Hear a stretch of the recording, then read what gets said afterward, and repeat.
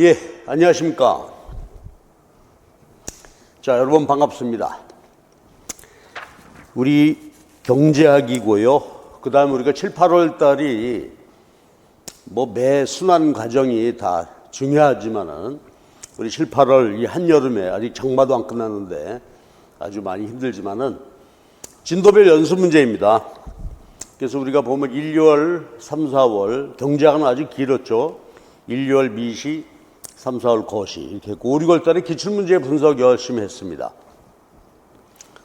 그리고 이제 7, 8월이 진도별 연습 문제, 그래서 전체적으로 이론 정리를 해 가면서 문제풀이로서 이제 정리를 이렇게 해야 되겠는데, 이 부분에서 여러분들은 그렇죠, 파이팅을 좀 하셔야 되죠.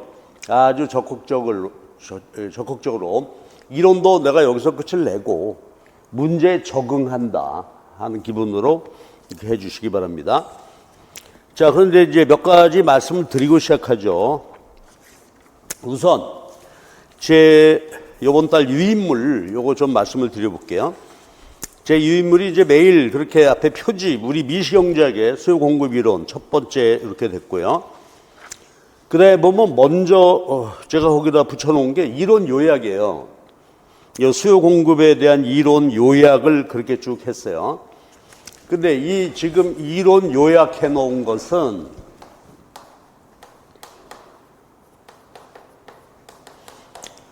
우리 제 강의, 여러분한테도 그 제공하는 강의 있죠. 이론, 최종 이론 정리한 거. 그거 보실 수 있죠. 그거 못 봤어요? 그게 제가 요걸 이제 이론 정리해서 한 8회 내지 10회로 해가지고서 이론을 정확히 미거시 국제경제학 정리해 놓은 거예요. 그 교재예요. 자, 그러니까 여러분들은 제가 이게 컴팩트하게 정리해 놓은 거니까 이렇게 보시면서 확인을 한번 해봐봐. 그래, 내가 요거 잘 알지. 그러면 굳이 그 동영상 강의 우리가 시간 들어야 되니까 들을 필요 없으시죠? 아니면 필요한 부분만 찾아가지고서 이론 정리 꼭 하셔야 됩니다. 여러분, 이론 정리 안 된 상태로 문제 풀면은 그 학습 효과가 거의 없단 말이에요. 그래서 이론 요약해 놨어요. 그 대신 이제 내가 동영상 강의를 들을 필요가 없다 하더라도 거기 이론 정리를 한번 보면서 정확하게 좀 해보세요. 그래서 주제별로. 그럼 예를 들어서 오늘 한번 볼까요? 수요함수 수요 곡선, 그 다음에 개별 수요로부터 시장 수요 곡선 도출하기, 이건 수리적인 거죠. 그 다음에 공급함수 공급 곡선 마찬가지. 그리고 이제 수요 공급 여건 변화가 있죠. 수요 곡선의 좌우 이동 보는 것이고 그렇게 보시고, 그 다음에 이제 탄력도예요. 그러면 탄력도의 개념, 측정. 자, 이런 거 보시고, 그 다음에 이제 우리 4페이지에 수요 탄력도에서 가장 중요한 주제가 탄력도와 소비 지출액의 관계 되겠죠.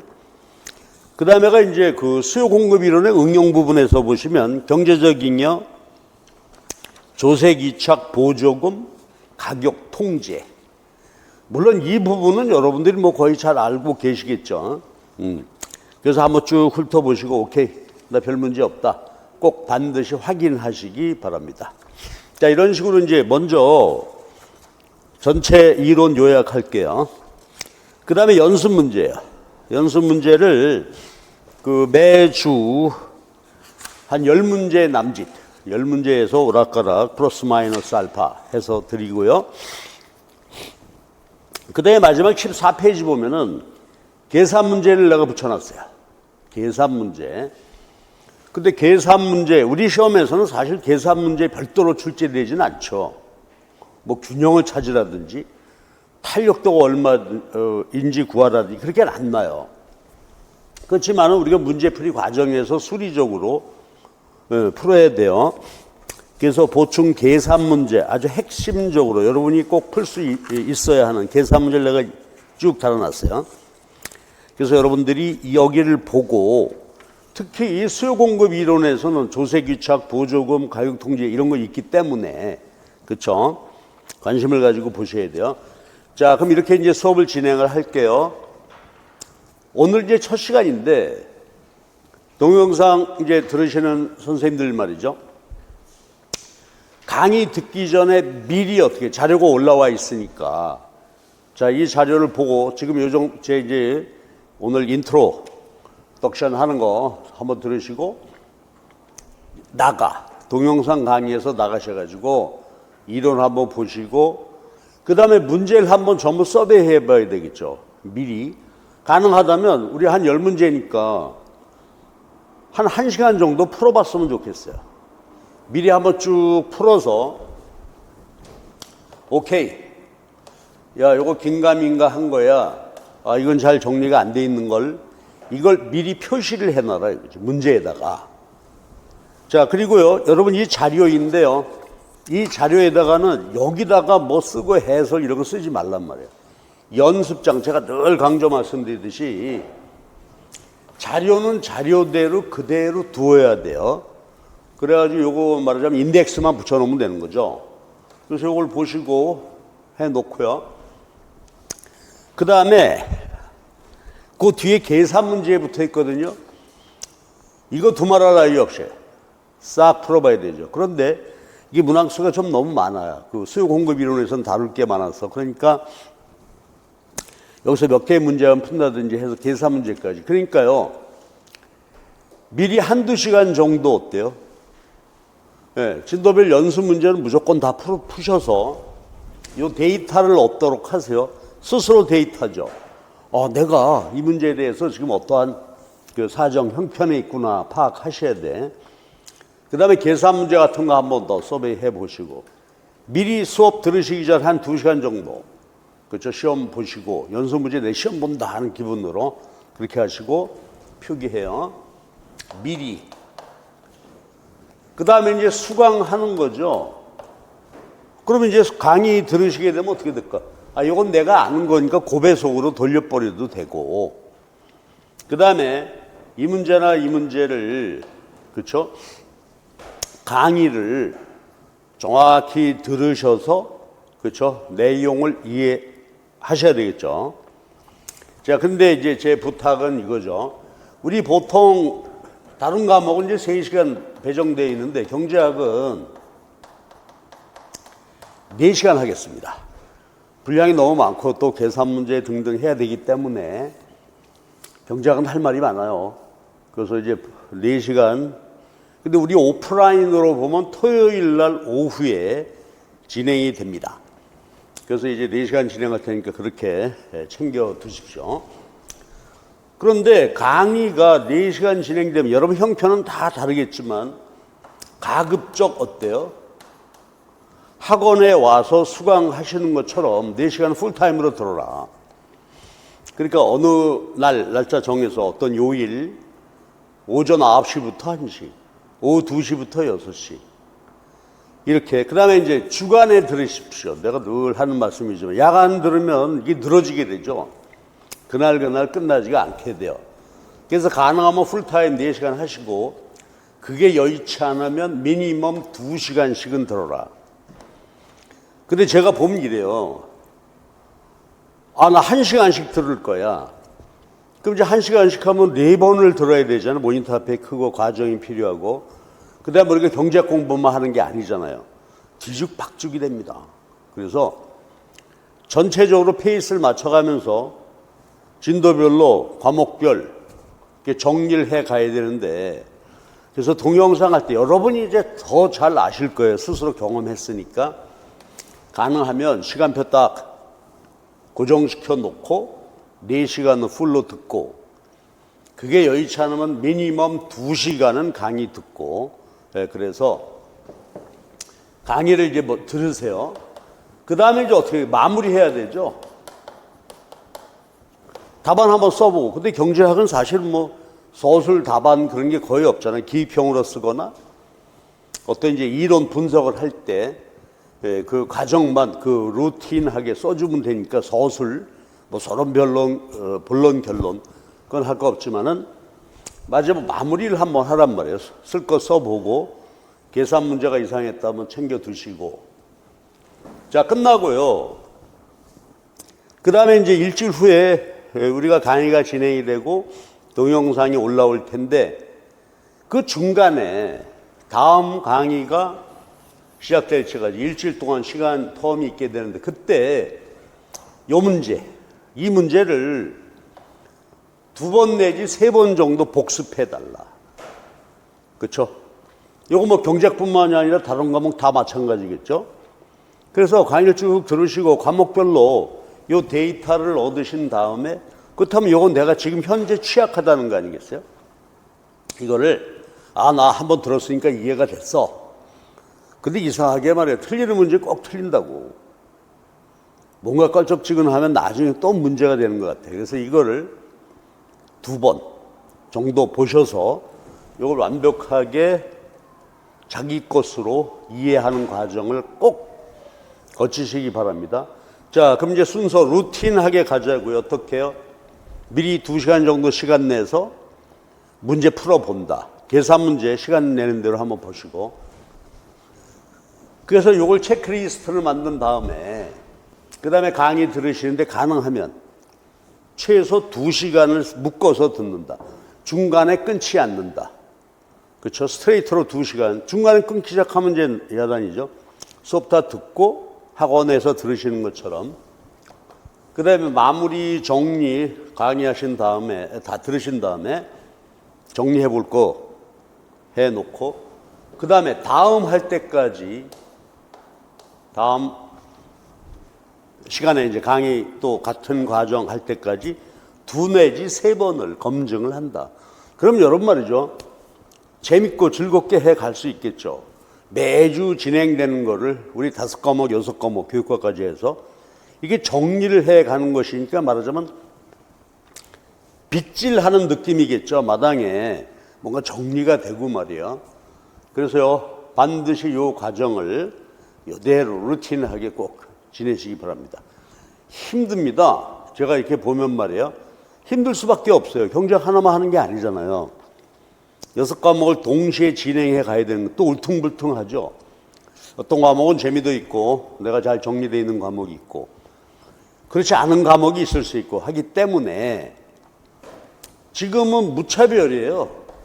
어느 과목 선호하는 과목이 있다. 근데 대개 경제학은 혐오 과목이죠.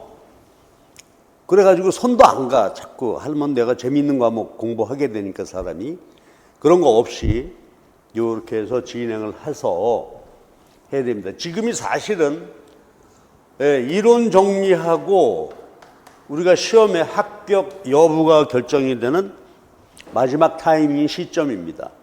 여기서 소홀하게 되면 어떻게 돼요? 그렇죠. 나중에 모의고사 이제 9, 10월달 진행이 되면 그냥 우왕좌왕 하다가 그래서 정리가 잘 되지 못한 상태에서 끝나게 돼요. 그 왜 그런가 하면 모의고사는 어때요?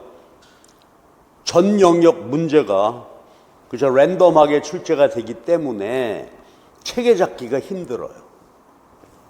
그래서 지금 마지막으로 우리가 7, 8월 요 진도별 연습 문제 강의를 가지고 여러분들이 요 시간을 꼭 잘 지켜서 이론 정리 마무리하고 끝을 보시기 바랍니다. 자, 그러면 이제 여러분들 미리 다 문제 풀어보시고 하셨죠? 계산 문제도 어느 정도 확인하셨고 여러분 그 과정이 반드시 필요합니다. 그래야 학습 효과가 200, 300% 될 수 있어요. 미리 보시기 바랍니다. 근데 그럼에도 불구하고 또 일부 분들은 알았어 내가 알아서 할 거야. 그래서 바로 이제 수강부터 하는 분들이 있는데 가능하면 미리 한번 보시기 바랍니다. 자, 여러분들이 미리 한번 챙기고 연습 문제 다 풀어봤다는 전제하에서 문제풀이 가도록 하십시다. 자, 근데 올해는 이제 연습 문제는 말이에요. 우리 문제 출제 분위기, 그 포맷 그런 식으로 다루고 계산 문제는 뒤에 몰아서 그렇죠? 이렇게 정리를 하고 가도록 그렇게 하겠습니다. 오늘 연습 문제 이제 10개를 우리가 다루는데 출제 범위는요. 수요 공급 이론, 탄력도, 수요 공급 이론의 응용 부분 이렇게 가게 돼요. 그럼 미리 한번 해봅시다. 첫 번째 수요 공급 기본 개념이죠. 여기서 보는 것은 뭐죠? 그렇죠. 시장의 수요 공급이니까 개별 수요 공급으로부터 시장 수요 공급 도출하기. 이건 수리적인 거죠. 연습이 반드시 돼야 되겠고. 그 다음에 시장 균형이죠. 시장 균형은 마켓 디맨드, 마켓 서플라이 되잖아요. 개별 소비자와 개별 공급자의 수요 공급곡선 수평합해서 도출이 돼요. 시장 균형의 정의는 뭐죠? 수요량과 공급량이 같은 상태. 그렇게 되면 어떻게 돼요? 시장의 균형 가격이 결정이 되는데 이때 중요한 개념 한번 보시죠. 균형일 때 수요량, 공급량이 같듯이 균형 가격의 의미는 뭐죠? 자, 이것입니다. 디맨드 프라이스와 서플라이 프라이스. 소비자들이 지불할 용의가 있는 최고 가격. 공급 가격은 생산자가 받고 싶어 하는 최저 가격. 이 두 가지 가격이 같은 상태이다 이거지. 수요 곡선상의 가격은 소비자 지불 용의 최고. 공급 곡선상 가격은 공급자들이 받고 싶어 하는 최저 가격입니다. 이 의미를 챙겨 두셔야 나중에 어때요? 잉여 같은 거 분석하고 할 때 잘 할 수 있겠죠? 자, 그리고 하나만 더 해볼게요. 수요 공급 곡선이 이렇게 그림이 그려졌다는 얘기는 일단 이 시장이 어떤 시장이에요? 완전 경쟁 시장이죠. 독점은 공급 곡선 없잖아요. 그래서 일단 수요 공급 그렸다는 얘기는 이 시장이 완전 경쟁이라는 얘기인데, 그런 완전 경쟁 시장에서 기업의 공급 곡선은 뭐다? 한계 비용 곡선이다. 그렇죠? 그리고 개별 기업의 한계 비용 곡선은 뭐였죠? 완전 경쟁 단기. 그렇죠? 개별 기업 AVC 곡선 위에 위치하고 있는 한계 비용. 이게 개별 기업의 공급 곡선이었죠. 그러니까 이거 수평합해 놓은 거니까 시장의 공급 곡선 비용이에요. 그러니까 우리가 공급 곡선은 거시경제학도 마찬가지죠. 거시경제학에서 어그리게이트 서플라이. 이건 뭐예요? 이거 비용을 반영을 한단 말이에요. 그러니까 만약에 얘가 움직였다. 상방 이동했다. 이게 뭐예요?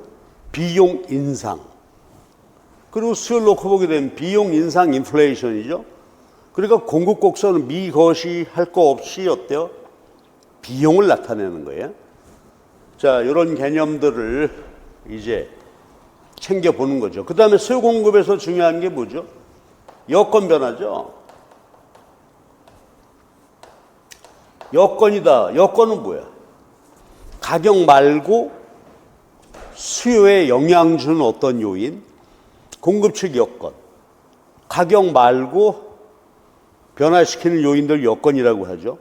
수요 측 여건은 소득, 관련재와의 가격, 물가와 소득에 대한 예상, 소비자 숫자, 유행, 패션 이런 거잖아요. 그 다음에 공급 측 여건은 이게 비용이니까 비용 변화죠. 비용이 변화하는 어떤 일이 생기게 되면 공급을 변화시킨단 말이야. 자, 비용 올리는 변화. 예를 들어서 원자재 가격이 오른다든지 요번에 최저임금이 오른다든지 이런 거 보면 비용이 증가하는 거니까 상방이동할 거고 비용 감소하면 하방이동하겠죠.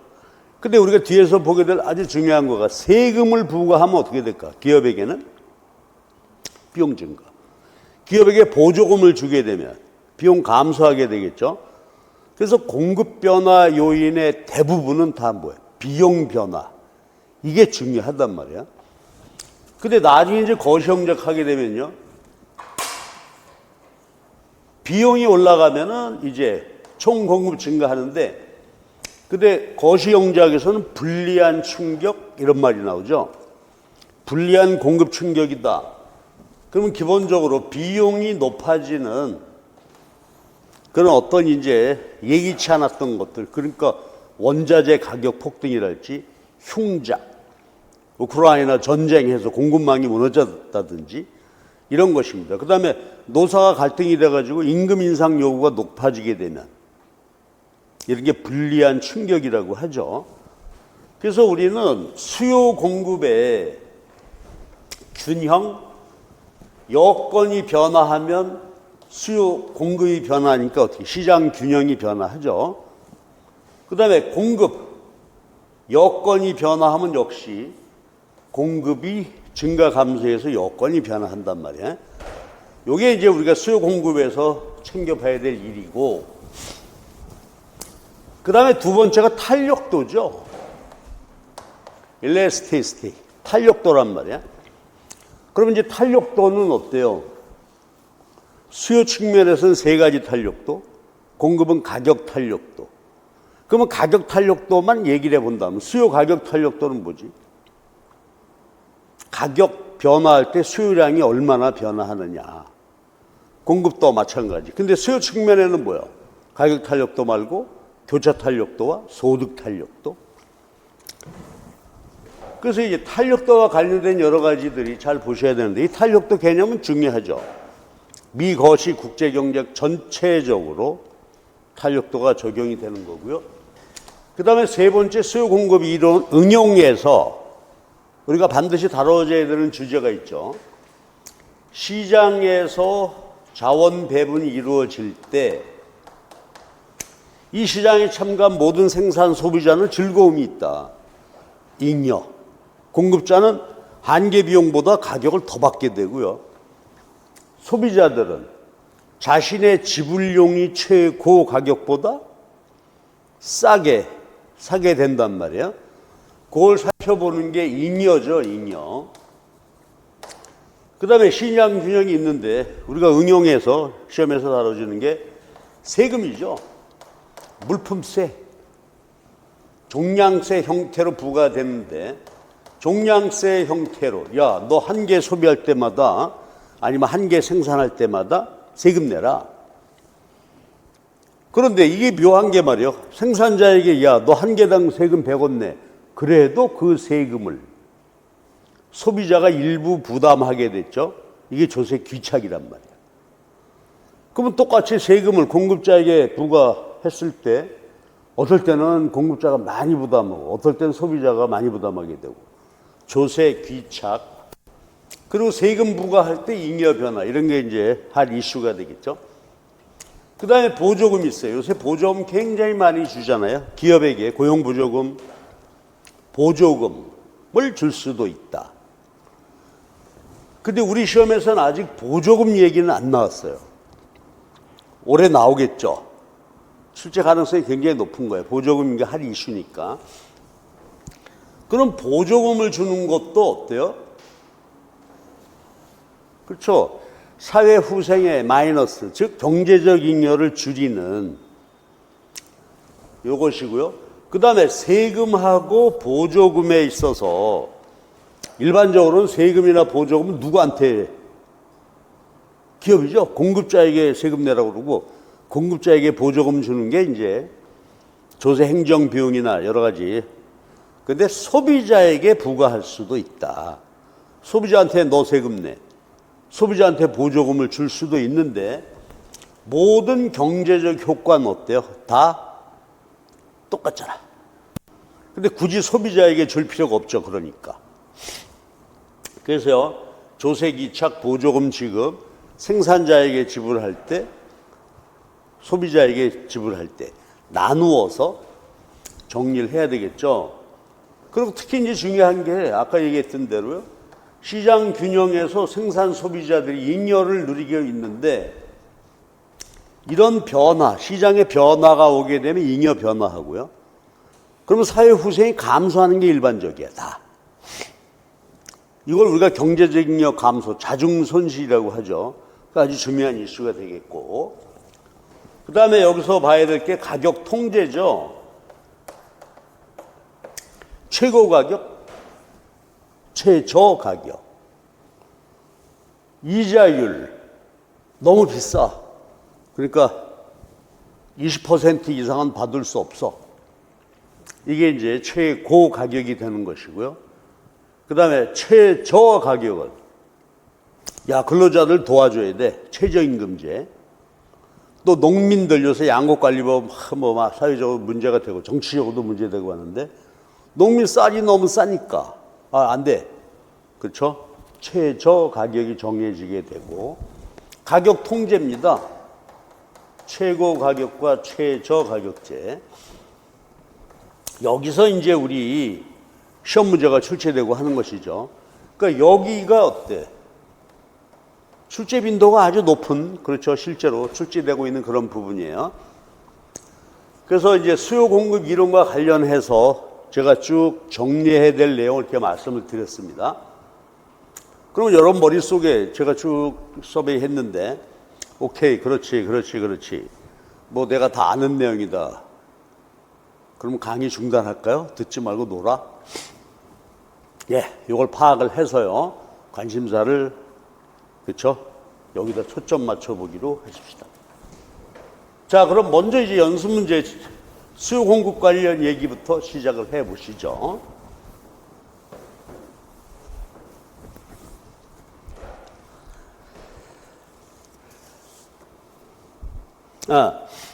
여기서는 이제 우리 문제 순서는 그쵸 왔다 갔다 하고 있어요, 지금. 그러면 1번 문제 보죠. 운전자 갑은 주유소에 가면 항상 휘발유 30리터, 또 다른 운전자 글은 휘발유 5만 원어치 넣어주세요. 병은 5천 원짜리를 넣어주세요. 탄력도의 정의를 묻고 있는 거죠. 그 다음에 이제 여건 변화, 휘발유 공급이 줄어들 때 지출액은 어떻게 되겠냐 하는 문제인데, 1번은 수요의 가격 탄력도에 대한 얘기고요. 근데 보세요. 일반적인 경우는 어때? 시장 수요 곡선이 우하향할 때 어떻습니까? 자, 가봅시다. 중점에서 선분의 비례 관계를 보게 되면 수요축 절편, 수요량까지가 분자가 되고 분모가 되죠. 근데 여기가 중점이라면 분자 분모 같으니까 탄력도가 1이 돼요. 왼쪽에는 분자 분모, 분자 길이가 더 커서 요 왼쪽에는 탄력적이고, 중점 오른쪽 여기를 보게 되면 분자 선분 길이가 더 짧죠.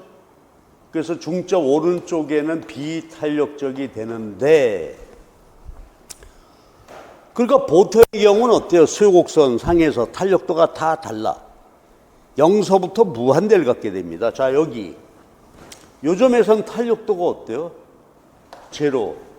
여기선 탄력도가 무한대. 증명 없이 제가 그냥 말씀드렸어요. 그래서 동일한 수요곡선 상에서 탄력도는 0에서부터 무한대까지 간단 말이야. 0이면 완전 비탄력, 무한대면 완전 탄력. 그런데 예외적인 경우가 있죠. 세 가지 경우인데, 수요곡선이 수직이거나 수평선이거나 직각상곡선일 때는, 자, 수요곡선이 수직이면 뭐죠, 이게? 기울기가 무한대죠. 수평선이야. 기울기가 제로가 되죠. 그 다음에 직각상곡선의 형태를 갖는 수요곡선이 있게 되는데, 우리 바로 갑시다. 수직이다. 그럼 뭐예요? 가격이 변화해도 수요량이 안 변해. 자, 그러면 수요 가격 탄력도의 정의는 뭐죠? 그렇죠. 가격이 변화할 때 수요량 변화율을 나눈 거란 말이야. 가격 변화율로 수요량 변화를 나눈 거예요. 그러니까 경제적 의미는 뭐예요? 가격 변화율로 수요량 변화를 나눴으니까 탄력도의 의미는 분모, 가격이 1% 변화할 때 수요량의 변동율입니다. 퍼센테이지 변화율이니까 1% 변화할 때 1.5%씩 변화하더라. 그렇죠? 그렇다면 얘는 탄력도는 뭐야? 가격이 변화하는데 수요량이 변하지 않죠. 모든 점에서 탄력도가 제로가 되고요. 가격은 변화하지 않는데 수요량은 변화하고 있죠. 그럼 분모, 가격이 변화하지 않으니까 요거 제로죠. 변화해. 그래서 탄력도는 무한대, 예. 요게 이제 중요한데, 요 식을 써보면 이래요. Q. 얘가 상수야. 그럼 보세요. 요 직각삼각곡선의 의미는 수요 곡선 식이 이렇게 돼 있다 이거죠. 그럼 P 곱하기 Q. 지출액이죠. 지출액이 어떻다고요? 항상 일정한 경우야. 그 경우가 이제 수리적으로 도출해 보면 탄력도가 모든 점에서 1이 되는 거죠. 그러니까 이제 동네 꼬마가 엄마가 약속했어. 야, 한 달에 아니면 일주일에 과자 10,000원어치만 사 먹기로 해. 엄마하고 약속하고 도장 찍었어. 그럼 얘는 뭐예요? 졸지에 탄력도가 1인 경우가 된 것이다. 그렇죠? 지출액이 일정할 때란 말이에요. 요거 기억해 주셔야 돼요. 그렇죠? 우리가 경제 분석을 할 때 탄력도 무한대. 무한대면 뭐예요? 수요곡선이 수평선이란 말이에요. 수요곡선의 기울긴 제로가 되는 거고, 탄력도가 제로다. 말로 해보면 가격이 변화해도 수요량 변치 않는다. 지출액이 일정하다. 자, 그러니까 이제 이 개념을 보자는 얘기인데, 값은 휘발유 30리터 넣어주세요. 이 얘기죠. 수요량이 30 고정돼 있어. 탄력도 제로. 여러분, 휘발유 5만 원 어치. 요게 5만 원이라는 얘기죠. 휘발유 5만 원만. 그 다음에 병은 500원짜리. 자, 그래서 이렇게 우리가 예외적인 탄력도를 갖는 수요곡선 이렇게 됐어요. 그 다음에 두 번째, 이 경우인데 그림 공부해 봐야 되겠네요. 이게 전부 수요곡선이란 말이에요. 그런데 휘발유 공급이 줄었대. 그러면 공급곡선 모양은 어때요? 우상향하잖아요. 공급이 감소했다는 얘기는 뭐죠? 주어진 가격에서 팔고 싶은 수량이 줄었다. 그러니까 공급곡선이 왼쪽으로 이동했단 말이야.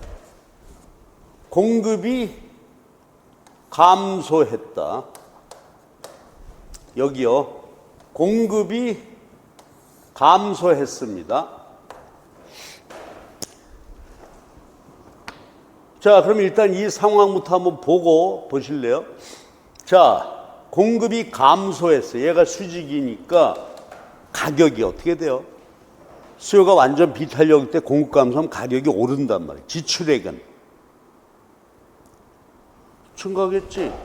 P 곱하기 Q가 지출액입니다. 공급이 감소, 가격이 오르게 되니까 요만큼 지출액이 증가하게 되죠. 이때 공급이 줄었다. 요게 지출액이다가 가격은 일정한데 소비량이 줄었으니까 지출액 감소. 요게 재밌는데 공급이 감소했어요. 탄력도가 1인 수요곡선 상에서 지출액은 변함이 없다. 그렇죠? 이렇게 되겠습니다. 그래서 요거는 이제 공급이 변화할 때 이야기인데 일반적인 경우로 가보자고. 그렇죠? 이때 자, 정리합니다. 즉 수요곡선이 일반적인 수요곡선이에요.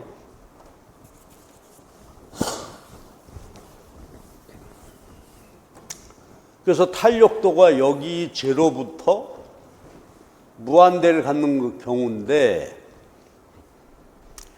자, 제 질문입니다. 공급이 감소하면 소비 지출액은 어떻게 될까? 자, 이건 뭐하고 연결되는 거죠? 탄력도. 자, 우리가 아는 대로 한번 해보죠. 예. 중점에서 탄력도가 1입니다. 그런데 우리가 알고 있는 사실 그대로 해볼게요. 오른쪽에서 비탄력적이야. 자, 그럼 봐주세요. 공급이 여기 있었어. 비탄력적 구간에서 공급이 감소해요. 그럼 어떻게 눈으로 보듯이 여기서 지출액은 제로죠.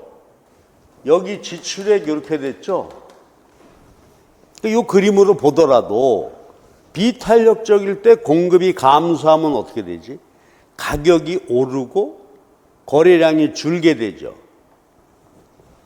그럼 우리가 그냥 탄력도 이걸로 상식으로 보더라도 비탄력적일 때 가격이 오르면 어떻게 돼? 지출액이. 자, 이걸로 정리합니다.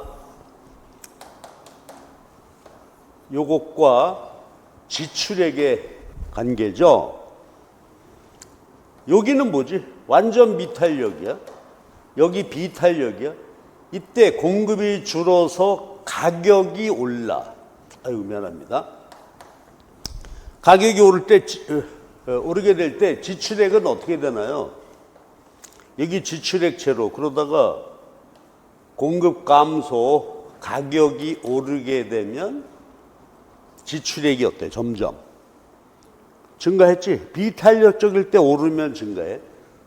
근데 가격이 계속 올라. 여기를 지나서 계속 공급이 감소했어요.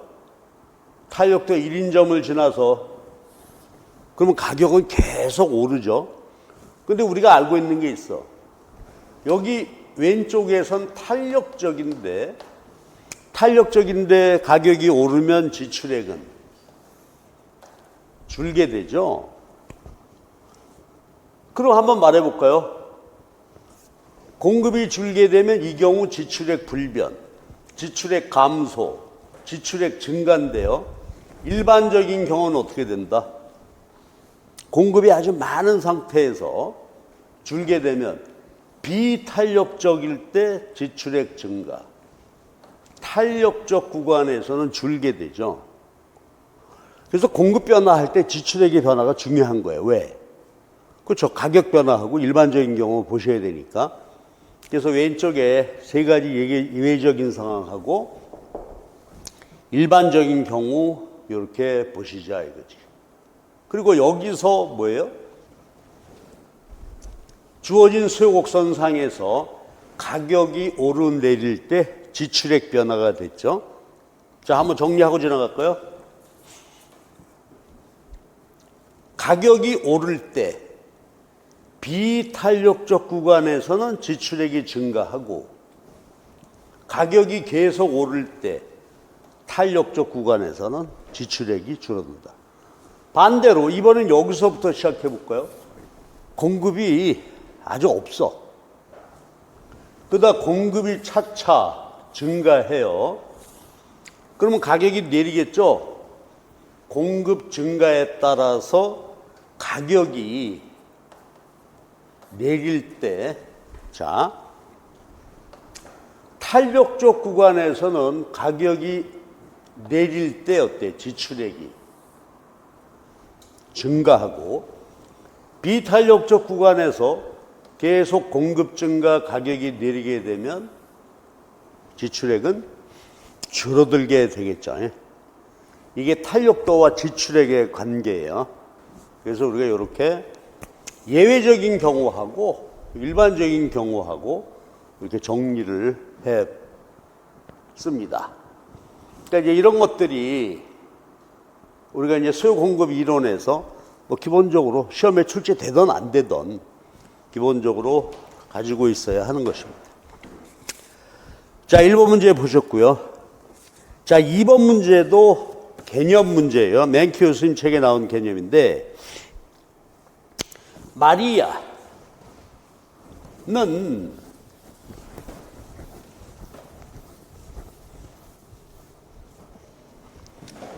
항상 자기 소득, 인컴이라고 합시다. 또는 머니, 자기 소득의 3분의 1을 그렇죠? 의상비로 쓰고 있다 이거예요. 그럼 보세요. 얘가 지금 이제 아르바이트 해서요. 아니면 프리랜서를 띄워서 소득이 변한다 하더라도 이번 주에 10만 원 벌어도 3분의 1. 이번 주에 100만 원 벌어도 그것의 3분의 1. 그렇다는 얘기죠. 소득이 변화해도 항상 3분의 1이야.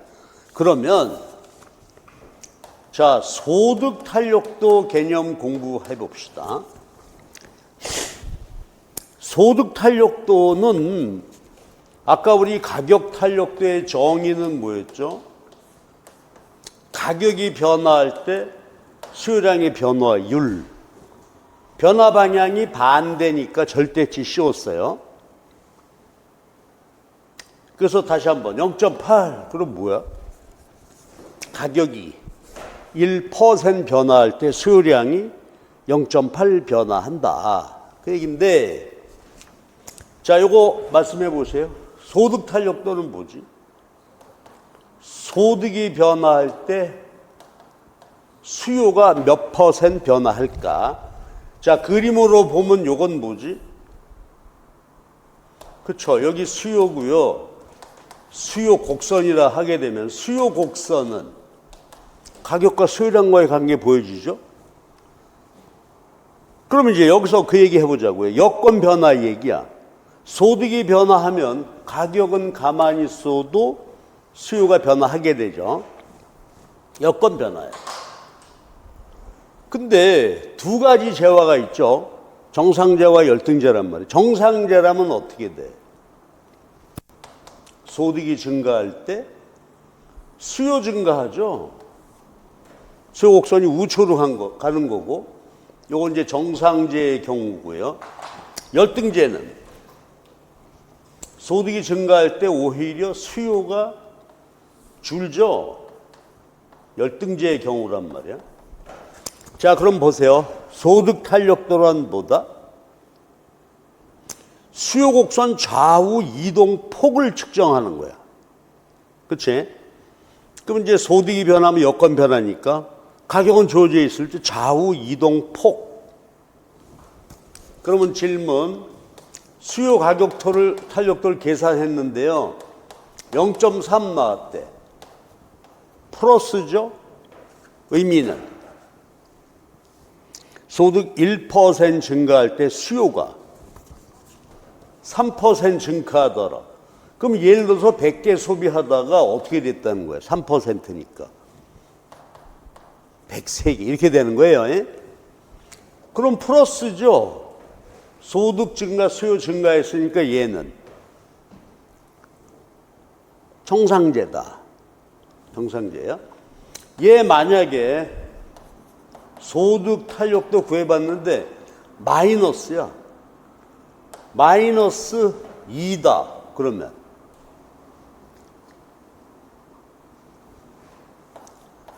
그렇죠. 보세요. 100에서 마이너스 2%면 두 개가 줄었지 98개가 됐다는 얘기란 말이에요. 이게 수요 좌우 이동이에요. 그렇죠? 그러면 소득 1% 변화할 때 수요가 2% 변한다. 표정이 좀 이상해서 다시. 어때요? 뭔가 긴가민가해? 요거 틀렸어 지금. 다시. 그렇죠? 요거 틀렸어 제가. 소득 탄력도가 일단 절대값 2. 그럼 뭐야? 소득이 1% 변화할 때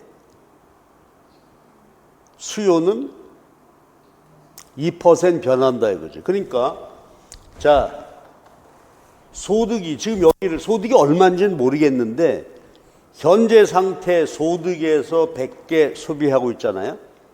이 소득이 1% 증가할 때 수요는 2% 줄어든다. 그러니까 98개가 됐다 이 소리다 이거지.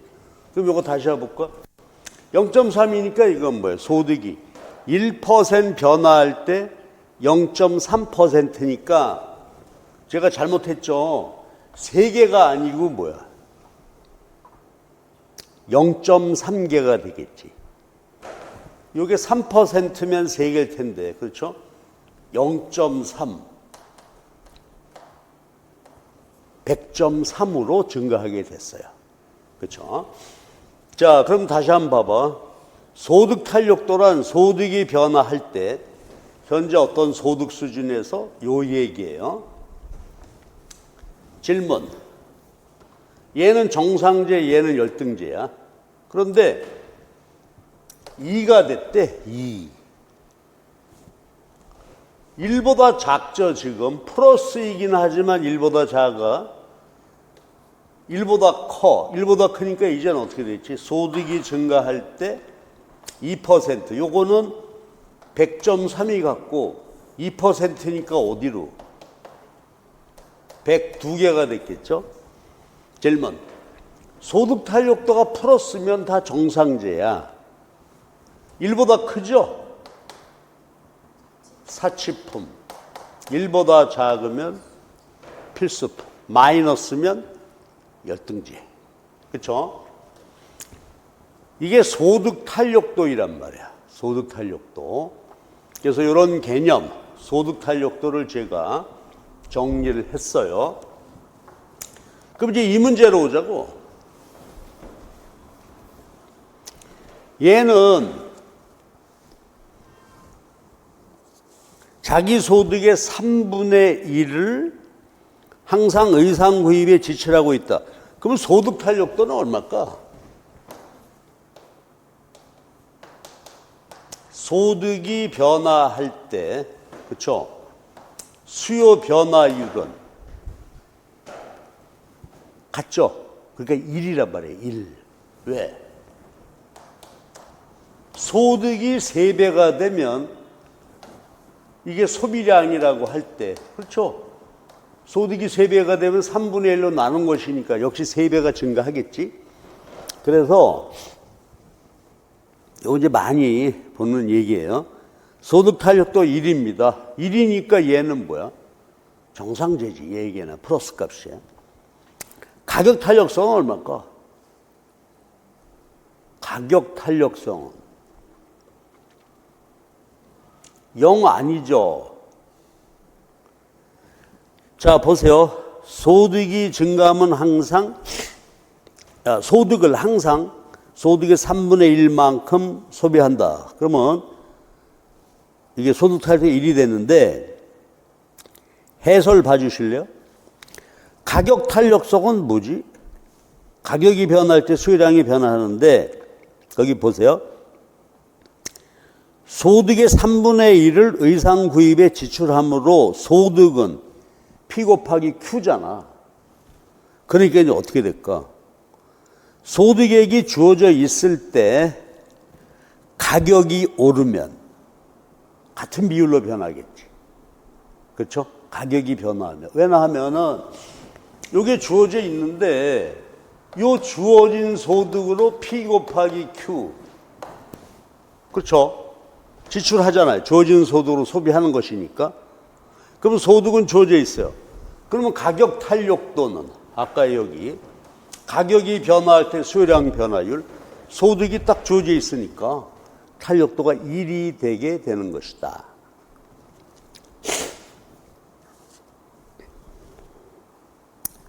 그 다음에 세 번째요. 마리아 취향이 변화했대.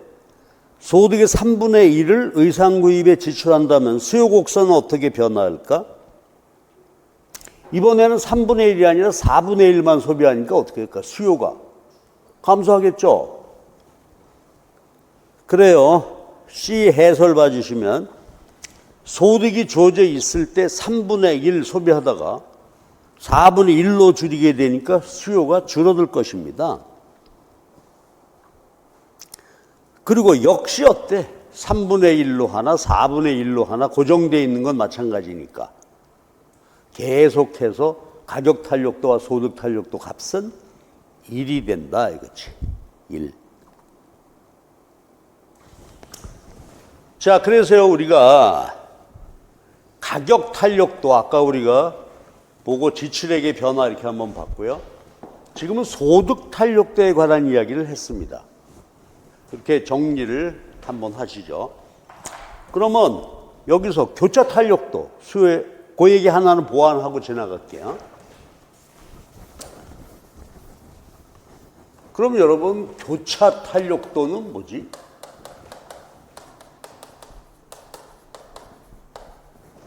일레스티스 디맨드 XY. 요거는 관련 재화죠.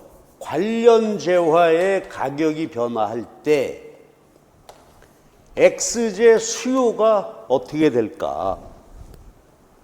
그러면 관련 재화라는 게 뭐예요? 대체재가 있고 보완재가 있었죠. 예. 대체재는 바꾸어 소비할 수 있는 재화고 보완재는 동시에 소비해야 하는 것이다. 그럼 보실래요? X 제 시장을 보자. 수요법칙에 따라서 우하향하고 있습니다. 현재 X제의 가격이 주어져 있어. 근데 이 X제는 Y제와 관련이 있어요. Y제와 관련제인데, 자, 갑시다. 대체제. 올랐다고 합시다. 그러면 대체제라는 것은 XY제가 서로 어떤 재화예요? 바꾸어 소비할 수 있다. 그래서 우리가 수업에서 대체제 예를 들었던 게 뭐예요? 커피와 녹차. 자, 요거 커피 값이라고 합시다. 커피가 올라. PY. 커피 값이 오르면 어떻게 되죠? 대체제 녹차. 그럼 보세요. 얘가 비싸게 되면 수요량이 줄어들 거고, 비싼 커피 대신에 녹차를 많이 마시려고 하겠죠. 이게 대체제란 말이에요. 그래서 어떻게 돼? 이게 녹차야. 수요가 증가하겠죠. 그러니까 이것도 어때? 아까 소득하고 마찬가지로 여건 변화란 말이야. 그러니까 수요 변화, 수요 곡선이 좌우로 이동하는 그 폭이 탄력도가 된다 이거지. 그렇지? 자, 그러면 대체제 커피와 녹차 놓고 보니까 커피값 오르면 커피 대신에 녹차를 마시겠다. 부호 플러스가 되겠지. 그럼 이것도 이제 아까와 똑같은 얘기죠. 만약 교차 탄력도가 3이다. 그럼 뭐야? 커피값 1% 오를 때 녹차 수요가 3% 증가한다. 그런 얘기죠. 뭐 아까와 똑같아요. 100개라면 103개 됐다 이거지. 커피값이 1% 오를 때 X 수요가 3% 증가. 그러면 대체제의 경우에는 이 값이 플러스가 되겠죠. Y 값이 오르면 X 수요가 증가. 이게 대체제예요. 보완제가 있다. 그렇죠? 이번에는 커피 보완제가 설탕이다. X제를 이번에는 설탕이라고 놓고 보면 커피 안 마셔. 커피 덜 마시니까 저 Y 값이 올라서 커피 값이 오르게 되면 커피 값이 올라서 수요량 감소. 커피 덜 마시면 설탕도 필요 없죠. 한 스푼 한 스푼 타서. 근데 커피를 덜 마시게 되었으니 설탕 수요가 감소한다 이거지. 마이너스 돼. 커피 값이 오르자 설탕 수요가 줄었다. 예를 들어서 마이너스 2다. 설탕값 1% 오를 때. 아니다. 커피 값이 1% 오를 때 설탕 수요가 2% 줄어든다. 그럼 여기가 100개였다면 98개로 되었다. 이런 얘기죠. 예. 그래서 교차 탄력도는 Y 가격 변화할 때 X 수요가 얼마나 변화할까? 즉 얼마나 좌우 이동할까? 요건데 플러스면 대체제, 마이너스 값이면 보완제가 된다. 그렇죠? 그래서 우리가 수요의 탄력도 얘기 세 가지, 가격 탄력도, 소득 탄력도, 교차 탄력도. 자, 이렇게 보셨습니다.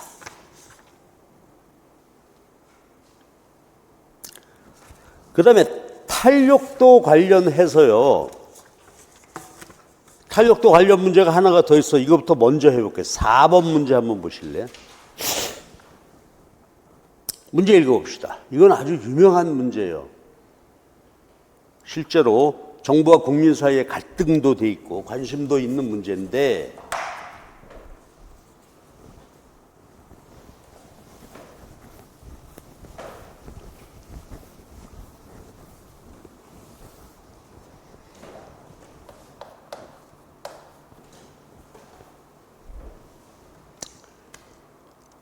이 문제는 수요의 가격 탄력도 크기에 관한 이야기예요. 탄력도 결정 요인. 자, 그럼 미리 한번 얘기해 볼게요.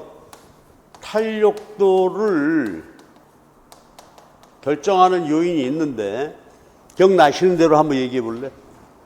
어떤 재화에 대한 탄력도가 크냐 작으냐. 그럼 요게 기울기 차이로 나타나겠죠. 어느 한 점을 기준으로 놓고 볼 때 한 점을 기준으로 비교해야 돼요. 기울기. 원은 2에 비해서 어때? 탄력도가 기울기가 완만하다. 탄력적이죠. 가파르다. 비탄력적이란 말이야. 그러면 이 얘기 해볼게. 수요곡선 완만한 것에 극한은 탄력도 무한대가 되지. 가파른 기울기의 극한 수직, 이 탄력도 제로야. 그러니까 완만할수록 탄력, 가파를수록 비탄력이죠. 완만해, 탄력적이야. 그럼 어떨 때 얘 탄력이고 비탄력일까? 탄력성 결정 요인이에요. 어떤 재화? 첫 번째 뭐였죠? 대체재 여부죠. 이 재화와 관련된 대체재가 있냐 없냐. 많고 대체하기도 쉬워. 아까 커피와 녹차처럼. 그렇죠? 커피에 대체재 무지하게 많겠죠. 녹차만 있어요. 음료수도 있고 뭐 대체할 수 있는 음료가 많단 말이에요. 대체재 많고 대체하기도 쉬워.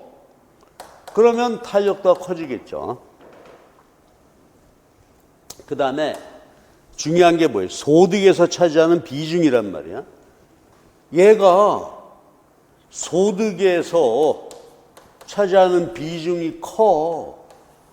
이게 커요. 그러니까 이게 크니까 이 비율은 작아지겠죠.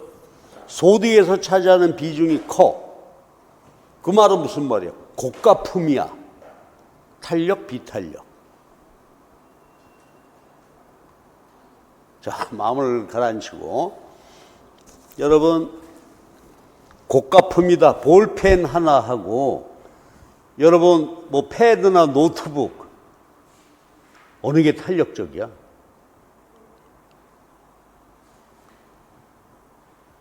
그래? 그럼 볼펜 가격은요, 하나에 1,000원이고요. 노트북 패드는 하나에 100만 원이야.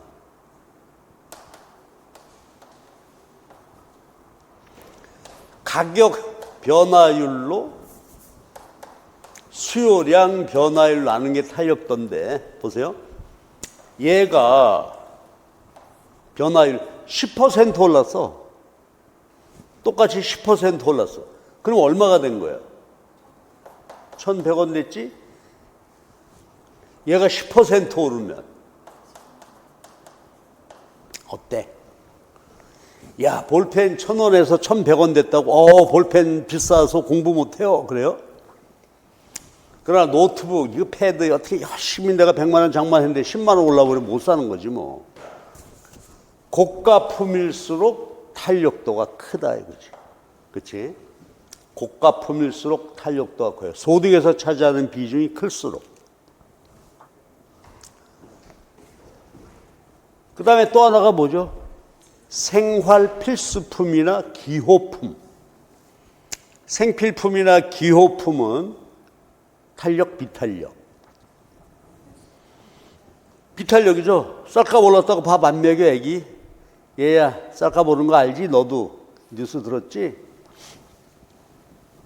안 먹일 수가 없단 말이에요. 그렇죠? 요새 엄마들이 그러죠. 야, 슈퍼가 보니까 야, 뭐 너무 올랐더라. 야, 오늘 저녁은 굶어. 그럴 수가 없다. 자, 기호품. 여러분, 기호품 뭐가 있어요? 기호품이 뭐 대학생 여러분은 기호품이 있을 수가 없어.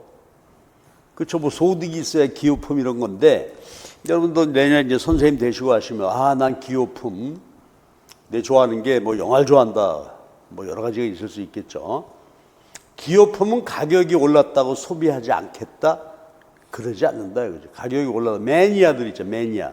그거는 어떻게 해서든지 소비해야지. 그렇지? 요새 어떤 연예인이 보니까 신발, 운동화에 꽂혔더만. 운동화 하나가 2천만 원이래, 막. 비싸도 산단 말이야. 자, 그래서요, 필수품이나 기호품은 비탄력적입니다. 그 다음에 이것도 중요하지. 가격 변화 후 시간 경과. 가격 변화 후 직후와 가격 변화 후 좀 장기화 됐을 때 어느 쪽이 탄력적이다? 시간이 좀 지나야 돼.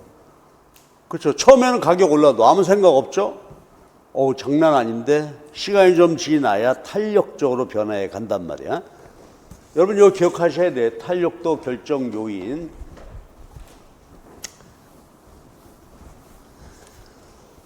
그런데 여기는 지금 뭐나 하면 이제요. 담배 얘기예요.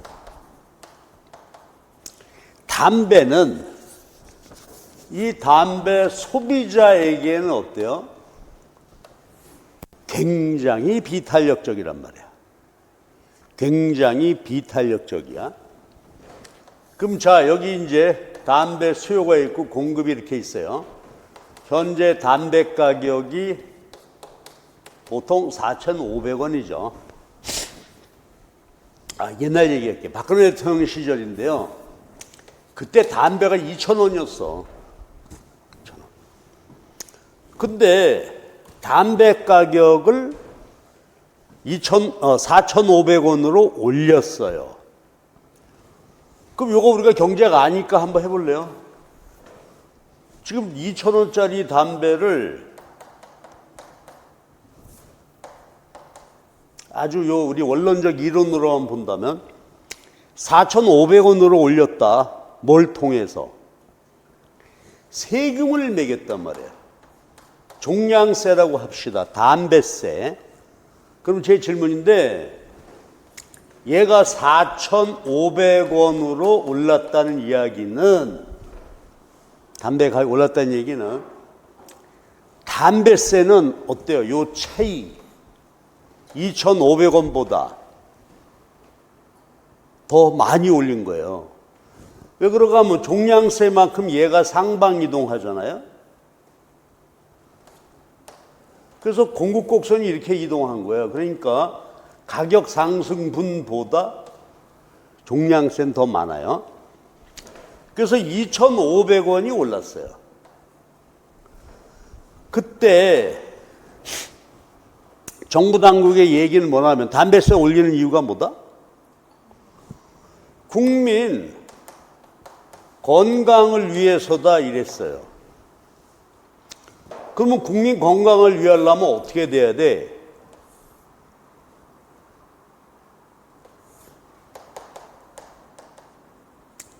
담배세를 매겨서 얘가 4,500원으로 오를 때 담배 수요량이 어때야 돼? 담배 소비량이 대폭 줄었다면 이건 어때요? 정부 당국의 명분이 있죠? 그래. 담배세 매겨서 가격이 오르게 되면 담배 수요량이 반으로 줄어. 그래, 우리 국민을 위해서 올렸구나. 그런데 담배는 어때? 이 얘기를 듣는 순간 국민 건강을 위해서도 하는 것에 대해서 국민들은 장난해? 이미 그 속셈을 알고 있단 말이에요. 왜냐하면 담배는 기호품이에요.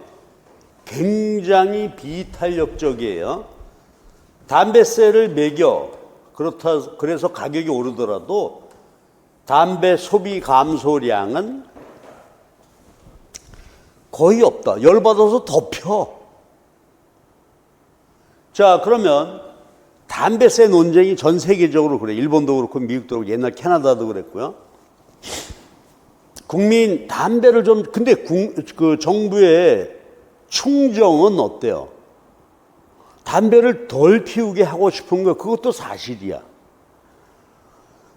근데 얘는 기호품이기 때문에 세금 매겨가지고 소비량을 줄이기가 대단히 어렵다 이 말이에요. 그렇다면 국민들은 오해하겠죠. 국민 건강을 위해서가 아니고 뭐요? 조세 수입을 위해서 너 담배세 매기는 거지. 조세 얼마나 좋아요. 기호품이니까 소비량 줄지도 않고 꼬박꼬박 세금 거둘 수 있으니까. 이런 이야기예요. 자, 그러면 그려볼게요. 담배 세금을 요만큼 부과했어요. 한 3,000원 매겼어요. 그래가지고 4,500원으로 올랐어요. 그러나 기호품이기 때문에 이 증가폭이 크지가 않아. 그 이유가 무엇이냐? 비탄력적이기 때문이다, 기호품.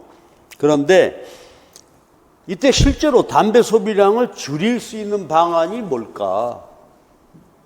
있습니다. 캐나다에서 그렇게 했어요. 그럼 아까 내가 힌트 하나만 줘볼게. 수요의 가격 탄력도 결정 요인 중에서 소득에서 차지하는 비중이야. 이 비중이 클수록 어떻다고요? 고가품일수록 탄력적이라고 그랬죠. 이 논리를 여기다 적용시켜 보자고. 얘는 지금 기호품 굉장히 비탄력적이야. 그런데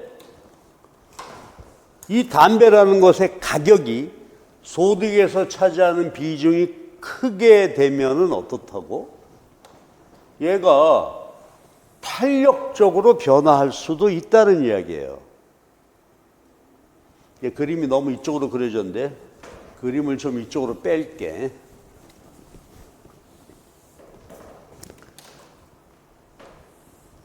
이렇게 봐봐.